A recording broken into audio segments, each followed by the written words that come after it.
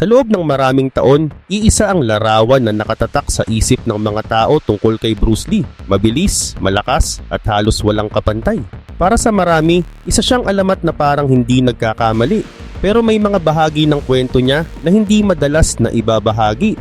May isang taong nakasama siya sa trabaho, nakasabay sa ensayo, at nakakita kung paano talaga siya kumilos sa likod ng kamera. Tahimik siya sa mahabang panahon. Hindi siya mahilig sa drama at hindi basta nagbibigay ng pahayag. Hanggang sa nagsalita siya. 35 years before, Bruce Lee is fighting. After John Claude Van Damme, who is the next? Nobody. Why? Let's see where I was lucky was because At sa pagbabahagi niya ng kanyang karanasan, mas naging malinaw na ang alamat ay hindi lang tungkol sa lakas at bilis, kundi pati sa disiplina, pressure, at mga personal na laban na hindi nakikita ng publiko. Pero bago tayo magsimula, huwag kalimutang i-like ang video na ito. Malaking bagay na ito para sa aming mga content creator. Maraming salamat at ngayon simulan na natin. Sa loob ng maraming dekada, tahimik lang si Bolo Yeung tungkol sa naging panahon niya kasama si Bruce Lee. Wala siyang inilalabas na detalye, walang malalaking pahayag. Pero ngayon nagsalita na siya. At ang mga sinabi niya ay agad nagdulot ng matinding usapan sa mundo ng martial arts. Ayon kay Bolo Yeung, may mga bagay tungkol kay Bruce Lee na hindi alam ng karamihan. Ibinahagi niya ang ilang kwento tungkol sa mga pinagdaanan ni Lee na bihirang mapag-usapan. Dahil dito maraming fans ang nagulat at may ilan pang hindi natuwa sa kanilang narinig. Para sa iba mahirap tanggapin na ang iniidolo nilang alamat ay may mas komplikadong kwento sa likod ng kamera. Bago pa man maging kilalang pangalan si Bolo Yeung, nagsimula siya sa simpleng buhay. Ipinanganak siya sa Guangzhou, China, sa isang pamilyang hindi mayaman. Ang kanyang ama ay isang negosyante at ang kanyang ina ay isang housewife. Lumaki siya sa panahong magulo ang sitwasyon sa China, may tensyon at pagbabago sa politika. Pero sa gitna ng lahat ng iyon may isang bagay na naging sandigan niya, ang martial arts. Sa edad na 4 years old pa lang, nagsimula na siyang mag-aral ng kung fu sa ilalim ng mga lokal na master. Doon nabuo ang disiplina at determinasyon niya. Habang tumatanda siya, mas lalo niyang sineryoso ang training. Pagsapit ng 10 years old, hindi lang kung fu ang pinagtutuunan niya ng pansin. Sumubok din siya ng acrobatics at weightlifting. Natural ang lakas ng katawan niya pero mas nangingibabaw ang sipag at tiyaga. Pagsapit ng kanyang early 20s, kilala na siya bilang isa sa pinakamalalakas na powerlifter sa China. Malaki ang katawan niya, solid ang build at hindi siya madaling matalo sa palakasan. Pero limitado ang oportunidad sa ilalim ng mahigpit na pamahalaan noong panahong iyon. Noong kalagitnaan ng 1960s, sa panahon ng matinding political tension, nagdesisyon siyang umalis ng bansa at lumipat sa Hong Kong para maghanap ng mas magandang pagkakataon. Hindi naging madali ang simula niya sa Hong Kong. Wala siyang malaking pera o koneksyon. Ang dala lang niya ay ang kanyang martial arts skills at matibay na loob. Nagtrabaho siya kung saan siya matanggap hanggang sa makakuha siya ng pagkakataon bilang bodybuilding trainer sa isang gym. Dahil sa laki ng dibdib at braso niya, mabilis siyang nakilala at nirerespeto sa lugar. Dito mas lalong nahubog ang kanyang katawan. Pinagsama niya ang martial arts training at bodybuilding. Araw-araw siyang nagtitraining ng walang tigil. Hindi nagtagal sumali siya sa mga lokal na kompetisyon at sunod-sunod ang panalo niya. Nakuha niya ang titulong Mr. Hong Kong at nahawakan niya ito sa loob ng 10 years. Ibig sabihin sa loob ng isang dekada, siya ang kinikilalang pinakamalakas at pinakamatipuno sa larangan ng bodybuilding sa Hong Kong. Pagsapit ng 1970, kilala na siya sa mundo ng weightlifting at martial arts. Pero ang pagpasok sa pelikula ay parang malayong pangarap pa noon. Nagbago ang lahat nang mapansin siya ng isang talent scout mula sa Shaw Brothers Studio, ang pinakamalaking film production company sa Hong Kong noong panahong iyon. Nakita ng scout ang kakaibang presensya at lakas ng dating niya sa kamera. Binigyan siya ng maliit na role sa pelikulang The Wandering Swords. Maliit man ang papel, yun ang naging unang hakbang niya sa mundo ng pelikula. Mula sa simpleng batang nagsanay ng kung fu sa China, unti-unti siyang papasok sa industriya na magdadala sa kanya sa mas malalaking eksena at mas makasaysayang mga pangalan, kabilang na si Bruce Lee. Mabilis napansin ng studio ang kakaibang lakas at tindig ni Bolo Yeung. Dahil sa laki ng katawan at matinding presensya niya, Madalas siyang kunin bilang kontrabida. Halos palagi siyang kalaban ng bida. Malakas, tahimik at nakakatakot ang dating. Pero dahil doon paulit-ulit ang uri ng papel na ibinibigay sa kanya. Parang nakakulong siya sa iisang imahe. Hindi niya hinayaang doon lang siya makilala. Kahit limitado ang roles, sinikap niyang pagandahin ang bawat karakter. Hindi naging madali ang pagpasok niya sa industriya. May language barrier, may adjustment sa kultura, at matindi ang kompetisyon sa Hong Kong film scene noong panahong iyon. Maraming gustong sumikat, maraming handang mang-agaw ng oportunidad. Pero sanay si Bolo sa hirap. Ang disiplina na natutunan niya sa martial arts at bodybuilding ang naging sandigan niya. Sa halip na umasa lang sa lakas ng katawan, pinag-aralan niya ang pag-arte. Tinutukan niya ang bawat eksena tulad ng pagtutok niya sa bawat set sa gym. Hindi lang siya basta nasuntok sa harap ng kamera. Pinag-iisipan niya kung paano gagalaw, paano titingin, at paano magpapakita ng emosyon kahit kontrabida ang papel. Habang tumatagal, nag-iba ang tingin ng mga direktor sa kanya. Hindi na siya simpleng malaking kalaban lang. Ang mga karakter niya ay may utak, may plano at minsan may sariling dahilan kung bakit siya masama. Dahil dito mas naging interesting ang mga role niya. Nakakuha siya ng mga kapansin-pansing bahagi sa mga pelikula tulad ng The Heroic Ones at Five Fingers of Death. Dito talaga nagsimulang umangat ang pangalan niya. Habang papalakas ang karir niya, may isang pangyayari na tuluyang magpapabago ng direksyon ng buhay niya. Sa panahong iyon, mabilis ding sumisikat si Bruce Lee. Kilala na si Lee sa kakaibang bilis, filosofiya sa martial arts, at matinding karisma sa screen. Nakita ni Bruce Lee ang isang bagay kay Bolo na hindi agad napansin ng iba. Ang kombinasyon ng lakas, disiplina, at natural na dating sa kamera.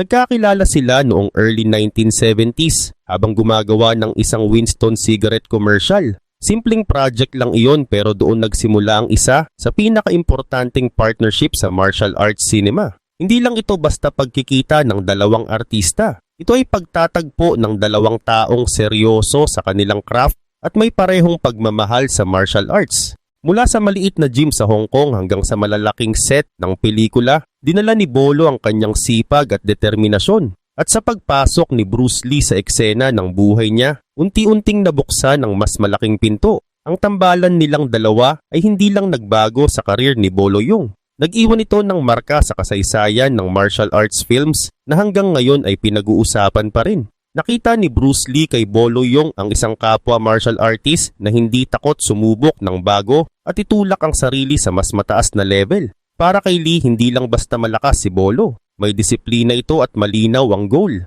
Sa kabilang banda, hanga rin si Bolo kay Bruce Lee dahil sa bilis nito, talino sa paggalaw at kakaibang paraan ng pagtingin sa martial arts. Hindi tradisyonal ang approach ni Lee. Pinagsasama niya ang iba't ibang estilo at inuuna ang pagiging flexible at natural sa galaw. Doon nagsimula ang respeto nila sa isa't isa. Hindi lang sila basta nagkatrabaho. Nabuo ang isang pagkakaibigan na mas malalim pa sa set ng pelikula. Madalas magtanong si Bruce Lee tungkol sa training routine ni Bolo. Bilang dating bodybuilding champion, seryoso si Bolo sa pag-maintain ng katawan. Mahigpit ang diet, tuloy-tuloy ang weight training at hindi siya nagpapabaya. Kapag magkasama sila, hindi lang simpleng ensayo ang ginagawa nila. Nagpapalitan sila ng teknik. Minsan hinahamon nila ang isa't isa para mas gumaling pa. Pinag-uusapan nila ang tamang balanse ng lakas, bilis at presisyon. Hindi lang puro suntok at sipa. May pag-iisip sa likod ng bawat galaw. Ang samahan nilang iyon ang nauwi sa pelikulang Enter the Dragon noong 1973. Ang pelikulang ito ang nag-angat sa martial arts cinema sa buong mundo. Para kay Bolo, malaking oportunidad yun. Makasama sa isang proyekto, ang isang alamat na tulad ni Bruce Lee ay hindi basta-basta. Sa likod ng kamera, hindi rin naging madali ang paggawa ng pelikula. Kilala si Bruce Lee bilang perfectionist. Mula sa fight choreography hanggang sa anggulo ng kamera, gusto niya kontrolado ang lahat. Para sa kanya, bawat eksena ay dapat may kwento. Hindi lang ito laban, dapat ramdam ang emosyon at malinaw ang mensahe. Naranasan ni Bolo na hindi sapat ang lakas lang kapag kasama mo si Bruce Lee. Kailangan alerto ang isip at alam mo kung ano ang ipinapakita sa eksena. Isa sa pinakatumatak na bahagi ng pelikula ay ang laban ng karakter ni Bruce Lee at ni Bolo. Maingat na inayos ang bawat galaw. Ipinakita ang malinaw na kontrast ng estilo nila. Si Bruce ay mabilis at maliksi. Si Bolo ay mabigat, diretso at punong-puno ng natural na lakas. Naging instant classic ang eksenang iyon. Hanggang ngayon pinag-uusapan pa rin ito dahil sa linis ng galaw at galing ng pagkakagawa. Isang kakaibang desisyon din ang ginawa sa pelikula dahil ginamit nila ang sarili nilang pangalan sa role. Si Bruce ay halos version ng sarili niya at si Bolo ay gumanap bilang Bolo. Dahil dito, mas naging totoo ang dating sa audience. Parang hindi lang sila umaarte, kundi ipinapakita rin ang totoong personalidad nila. Ayon kay Bolo Yung, matindi ang proseso ng shooting. Paulit-ulit ginagawa ang isang eksena hanggang makuha ang eksaktong gusto ni Bruce Lee. Walang shortcut, walang palusot. Kung hindi pasado, uulitin. Ganoon kadetalye at kaseryoso si Bruce sa bawat frame ng pelikula. Ayon kay Bolo Yung, hindi lang fighter si Bruce Lee, isa siyang artist. Bawat eksena tinatrato niya na parang obra. Hindi lang basta pelikula ang Enter the Dragon. Isa rin itong mahalagang sandali sa kasaysayan ng pelikula dahil isa ito sa mga unang malaking proyekto na pinagsamang US at Hong Kong film industry. Dahil dito mas nakilala ng buong mundo ang martial arts cinema. Para kay Bolo, ito ang nagbukas ng pinto sa international career niya. Mula sa pagiging kilala sa Hong Kong, naging global name siya. Ang role niya bilang si Bolo, ang pangunahing enforcer ng kontrabida, ay naging iconic. Hanggang ngayon kapag binabanggit ang mga pinakamahusay na villain sa martial arts films, kasama ang pangalan niya. Sa likod ng kamera, mas lalo pang tumibay ang samahan nila ni Bruce Lee. Pareho silang dumaan sa hirap. Si Bruce ay nakipaglaban para mabasag ang stereotype laban sa Asian actors sa Hollywood. Si Bolo naman ay nagsumika para malampasan ang language barrier at cultural adjustment sa Hong Kong film industry. Hindi lang tungkol sa suntukan ang usapan nila. Madalas silang mag-usap tungkol sa philosophy, fitness, at kung paano maging mas mahusay araw-araw. Doon nakita ni Bolo ang tunay na dahilan kung bakit naging alamat si Bruce Lee. Hindi lang dahil sa bilis at lakas, kundi dahil sa walang tigil na paghahanap ng paraan para gumaling pa. Napansin din ni Bolo ang work ethic ni Bruce. Maaga itong dumadating sa set at huling umuuwi. Kahit tapos na ang shooting, titingnan pa ulit niya ang footage at aayusin ang choreography kung kailangan. Nakakahawa ang dedikasyon niya. Isa pa sa tumatak kay Bolo ay ang pagiging generous ni Bruce. Kahit superstar na siya noon, hindi siya mayabang. Naglalaan siya ng oras para turuan ang mga mas batang cast at kahit ang mga extra. Kahit bihasa na si Bolo sa martial arts, marami pa rin siyang natutunan sa mga pag-uusap nila. Hindi rin puro seryoso ang lahat. May mga sandali sa pagitan ng takes na nagpapatawa si Bruce o biglang magdedemo ng sikat niyang 1-inch punch. Ang mga sandaling iyon ang nagbigay ng balanse sa matitinding laban sa harap ng kamera. Ang Enter the Dragon ang huling pelikula ni Bruce Lee bago ang kanyang biglaang pagpanaw. Pero para kay Bolo Yung, yun ang simula ng mas malaking yugto ng kanyang karir. Dahil sa tagumpay ng pelikula, sunod-sunod ang alok mula sa iba't ibang bansa. Kalaunan gumanap siya sa mga pelikulang tulad ng Bloodsport at lalo pang nakilala sa international audience. Pero sa kabila ng lahat ng tagumpay niya, hindi niya nakalimutan ang naging epekto ni Bruce Lee sa buhay at karir niya. Sa bawat hakbang na inabot niya, dala niya ang mga aral at disiplina na natutunan niya mula sa lalaking hindi lang alamat sa martial arts, kundi tunay na artist sa bawat galaw. Madalas sabihin ni Bolo Yung na isa sa pinakamahalagang aral na natutunan niya kay Bruce Lee ay ang pagsasama ng lakas ng katawan at emosyon sa pag-arte. Hindi sapat na malakas ka lang sa screen. Kailangan may nararamdaman ang audience sa bawat galaw. Yan ang naging pundasyon ng estilo niya bilang aktor. Nang tuluyan ng magsalita si Bolo tungkol kay Bruce Lee matapos ang mahabang panahon ng pananahimik, maraming tao ang nabigla. Hindi dahil may masamang sinabi siya, kundi dahil sa lalim ng mga ibinahagi niya. Ikinuwento niya ng direkta at walang paligoy ang tunay na trabaho, pagod, personal na laban na dinaanan ni Bruce. Para sa mga fans na sanay makita si Bruce Lee bilang halos perpektong alamat, ang mga pahayag na iyon ay parehong kahanga-hanga at medyo nakakagulat. Ipinakita nito na sa likod ng matinding kumpiyansa at bilis sa screen, may tao ring sobrang seryoso at minsan ay mabigat ang dinadala. Ayon kay Bolo Yung, walang kapantay ang dedikasyon ni Bruce sa kanyang craft. Sa set ng Enter the Dragon, hindi lang siya bida. Siya ang nagtutulak sa bawat detalye ng pelikula. Ayon kay Bolo Yung, hindi si Bruce yung tipong darating lang para umarte. Nabubuhay siya sa bawat sandali sa set. Si Bruce mismo ang nagturo ng mga laban. Kaya niyang maglaan ng ilang oras para lang ayusin ang isang eksena hanggang maging tama ang galaw at ang emosyon. Hindi lang basta maganda sa mata ang gusto niya. Dapat may saysay. Ayaw din niyang gumamit ng stunt double kung kaya naman niyang gawin. Ayaw niya ng sobrang special effects na hindi totoo ang dating. Para sa kanya bawat suntok at sipa ay dapat tunay ang kilos. May mga eksena na inuulit ng mahigit 20 takes bago niya masabing sapat na. Kailangan tama ang anggulo, tama ang timing, tama ang impact. Ayon kay Bolo Yung, perfectionist si Bruce hanggang sa pinakadulo. Hindi siya marunong mag-compromise kahit gaano pa kahirap ang proseso. Hindi lang sa harap ng kamera makikita ang ganitong disiplina. Kahit break time, madalas si Bruce ay nag-e-ensayo pa rin o nag-iisip ng bagong sequence. Minsan naman ay nakikipag-usap siya tungkol sa mga aral ng martial arts. Para sa kanya, ang Enter the Dragon ay hindi lang simpleng pelikula. Isa itong pahayag sa mundo kung ano ang tunay na martial arts. Sa mga sumunod na taon, may matapang ding sinabi si Bolo tungkol sa modern action films. Ayon kay Bolo Yung, ang mga action movies ngayon hindi na totoong action. Parang cartoons na lang. Para sa kanya masyado nang umaasa ang maraming pelikula sa computer effects at sobrang flashy na eksena. Ikinumpara niya ito sa estilo ni Bruce Lee. Sa Enter the Dragon, bawat laban ay may dahilan. May inihahayag ito tungkol sa karakter o itinutulak nito ang kwento pasulong. Hindi ito basta paligsahan ng pinakamalakas na suntok. May paraan, may kontrol at malinaw kung ano ang gusto niyang mangyari. Para kay Bolo, ang pagiging totoo at simple ng mga laban ni Bruce Lee ang dahilan kung bakit hanggang ngayon ay may bigat pa rin ang mga pelikula nito.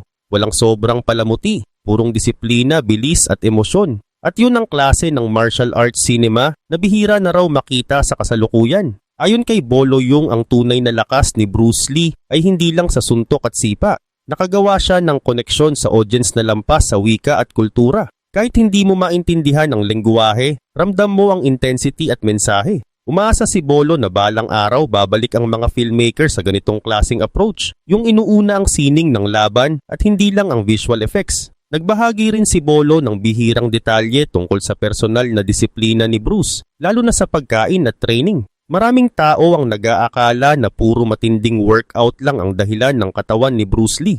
Pero ayon kay Bolo Yung, seryoso rin si Bruce sa diet niya. Maingat niyang pinaplano ang bawat kain. Mas gusto niya ang lean protein, sariwang gulay, at whole foods para suportahan ang mabigat na training schedule niya. Sa training naman, hindi basta traditional na martial arts lang ang ginagawa ni Bruce. Pinagsasama niya ang classic techniques at mas modernong paraan tulad ng isometric exercises at resistance training. Layunin niyang palakasin ng katawan ng hindi bumabagal. Para sa kanya, mahalaga ang pag-develop ng mas malalalim na muscles na nagbibigay ng stability, hindi lang yung pang-display sa labas. Dahil dito, nakamit niya ang kakaibang balanse ng lakas at bilis na bihira noong panahong iyon. Isa sa pinaka tumatak kay Bolo ay ang mental training ni Bruce. Para kay Bruce Lee, ang isip ang pinaka-importanteng sandata. Gumagamit siya ng visualization at meditation. Madalas niyang sabihin kay Bolo na ang tunay na lakas ay nagsisimula sa loob. Ayon kay Bolo Yung, hindi lang muscles ang binubuo ni Bruce, binubuo niya ang mastery.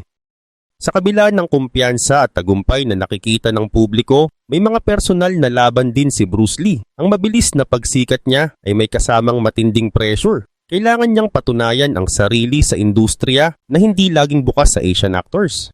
Nais niyang baguhin ang stereotype at magbukas ng pinto para sa iba. Ayon kay Bolo, madalas magtrabaho si Bruce hanggang sa halos maubos ang lakas. May takot siyang mabigo at may matinding hangarin na maabot ang mas mataas na antas. Ang bigat ng responsibilidad bilang isa sa unang Asian actors na naging global superstar ay hindi biro.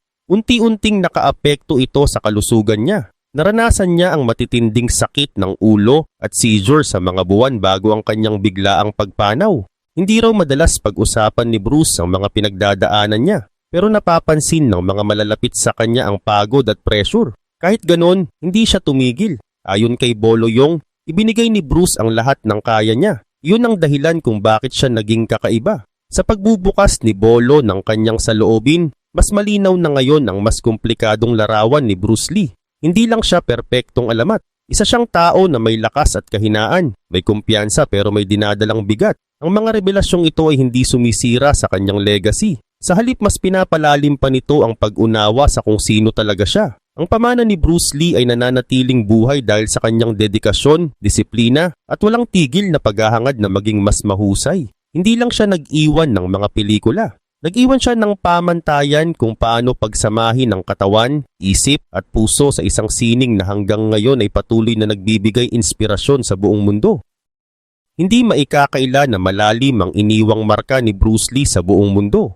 At sa tuwing nagsasalita ang mga taong tunay na nakakilala sa kanya, tulad ni Bolo Yung, mas lalo pang nabubuhay ang kanyang kwento at inspirasyon. Pero nang ilabas ni Bolo ang mas detalyadong pananaw niya, may mga paniniwala tungkol kay Bruce Lee na parang nabago. Hindi dahil binawasan niya ang respeto niya kay Bruce. Sa katunayan malinaw ang paghanga niya.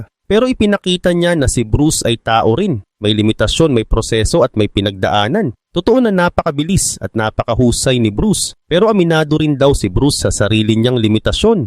Ang pananaw niya sa Jeet Kune Do ay nakatuon sa adaptability at patuloy na pagkatuto. Para sa kanya mahalaga rin ang pagkakamali at pagkatalo dahil doon ka mas lalakas. May mga sparring session daw na sadyang inilalagay ni Bruce ang sarili niya sa alanganing posisyon para subukan kung paano siya makakabawi. Hindi dahil gusto niyang magmukhang talunan, kundi dahil gusto niyang matuto. Ayon kay Bolo Yung, doon makikita ang tunay na talino ni Bruce. Hindi ito tungkol sa pagiging hindi kayang talunin, kundi sa pagiging handang magbago at mas gumaling.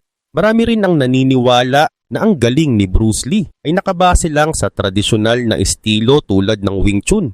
Pero ayon kay Bolo, mas malawak ang paraan niya. Hindi siya nakakulong sa iisang sistema. Kinukuha niya ang mga gumagana at iniiwan ang hindi praktikal. Ang Jeet Kune Do ay bunga ng ganitong mindset. Pinagsama niya ang boxing, fencing, judo at Filipino stick fighting. Para kay Bruce, mas mahalaga ang pagiging epektibo kaysa sa pagsunod lang sa tradisyon. Madalas daw siyang mag-eksperimento sa training. Pinaghalo ang mga teknik mula sa iba't ibang style para makabuo ng bago at mas praktikal na galaw.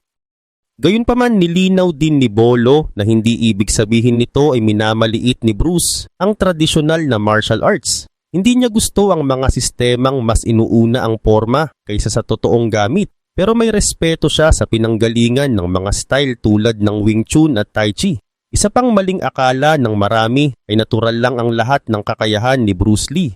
Para bang ipinanganak siyang ganoon kagaling. Ayon kay Bolo Yung, hindi ganoon ang kwento. Hindi lang gifted si Bruce, sobrang disiplinado rin niya. Sa likod ng bilis at lakas na nakikita sa screen, may oras ng ensayo, pag-aaral at pag-aayos ng sarili. Walang shortcut. Ang alamat ay hindi nabuo dahil sa talento lang, kundi dahil sa walang tigil na pagsisikap at malinaw na layunin. Ayon kay Bolo Yung, ang lakas at bilis ni Bruce Lee ay hindi basta natural na regalo. Bunga iyon ng maraming taon ng matinding training at sobrang atensyon sa detalye. Tinitingnan ni Bruce ang martial arts na parang isang scientist. Laging may eksperimento, laging may bagong sinusubukan. Pinag-aaralan niya kung paano pa mapapabuti ang galaw, bilis at lakas niya. Isa sa mga ikinagulat ng maraming tao nang ibahagi ni Bolo na si Bruce na madalas makita bilang sobrang kumpiyansa ay may mga sandali rin ng pagdududa sa sarili. Ayon kay Bolo Yung, hindi laging confident si Bruce. May insecurities din siya tulad ng kahit sinong tao. Sa sobrang taas ng standard na itinakda niya para sa sarili, minsan pakiramdam niya kulang pa rin ang ginagawa niya. Kahit groundbreaking na ang tagumpay niya, tinatanong pa rin niya ang sarili kung sapat na ba iyon. Ang ganitong mindset ang nagtulak sa kanya para mas gumaling pa. Pero ito rin ang naglagay ng matinding pressure sa kanya. Sa mata ng fans, parang perpektong success story ang buhay ni Bruce Lee. Mabilis na pagsikat, global fame at walang kupas na legacy. Pero ayon kay Bolo, mas komplikado ang totoo. May kapalit ang tagumpay. Madalas siyang malayo sa pamilya dahil sa trabaho. Ayon kay Bolo, mabigat iyon para kay Bruce at may dala siyang guilt tungkol doon. Ibinahagi rin ni Bolo ang tungkol sa financial pressure na naranasan ni Bruce. Kahit sikat na sikat siya, hindi siya ligtas sa hindi patas na sistema ng entertainment industry noon. Madalas daw pakiramdam ni Bruce na hindi sapat ang bayad sa kanya, lalo na kung ikukumpara sa mga western actors. Para sa maraming fans na lumaking tinitingala si Bruce Lee bilang halos perpektong bayani, mahirap tanggapin ang ganitong kwento. May ilan na nagalit dahil pakiramdam nila ay nabawasan ang imahe ng kanilang iniidolo. Pero sa totoo lang, ang mga revelasyong ito ay hindi nagpapahina sa legacy ni Bruce. Mas ginagawa lang siyang mas totoo. Sa huli, ang pagbabahagi ni Bolo Yung ay nagpapatuloy sa kwento nilang dalawa. Isang kwento ng respeto, hirap, tagumpay at pagtutulungan. Ipinapakita nito na ang tunay na kadakilaan ay hindi galing sa pagiging perpekto, kundi sa pagiging tao na handang magtrabaho ng todo, matuto sa limitasyon at patuloy na bumangon.